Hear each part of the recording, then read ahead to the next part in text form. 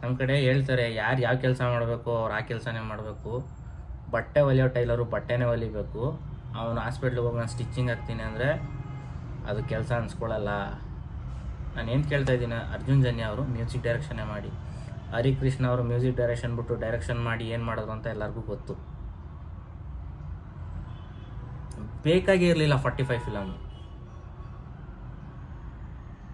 ಆ 45 ಫಿಲಮ್ ಬಗ್ಗೆ ಏನು ಮಾತಾಡಬೇಕು ಅಂತ ಗೊತ್ತಾಯ್ತಾ ಇಲ್ಲ.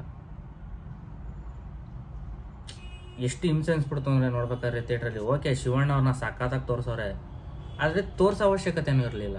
ಶಿವಣ್ಣ ಅವರು ಆ ವಯಸ್ಸು ಡೆಡಿಕೇಶನ್ ಎಲ್ಲ ಮಾಡೋರೆ, ಅದ್ರ ಬಗ್ಗೆ ಕೊಂಡೋಣ. ಆದರೆ ಫಿಲಮ್ ಮಾಡೋ ಅವಶ್ಯಕತೆನೇ ಇರಲಿಲ್ಲ. ಈಗ ನೋಡ್ತಾ ಇದ್ದರೆ ಇಂಟರ್ವ್ಯೂಗಳಲ್ಲಿ ಪ್ರೊಡ್ಯೂಸರ್ ಹೇಳ್ತಾರೆ, ಒಂದು ಪೈರಸಿ ಮಾಡಿ ಅದು ಮಾಡಿಬಿಟ್ರು ಇದು ಮಾಡಿಬಿಟ್ರು. ಫಿಲಮ್ ಚೆನ್ನಾಗಿದ್ರೆ ಪೈರಸಿ ಆದ್ರೂ ಓಡೇ ಓಡುತ್ತೆ. ಪೈರಸಿ ದೊಡ್ಡ ಭೂತ ಅಲ್ಲ.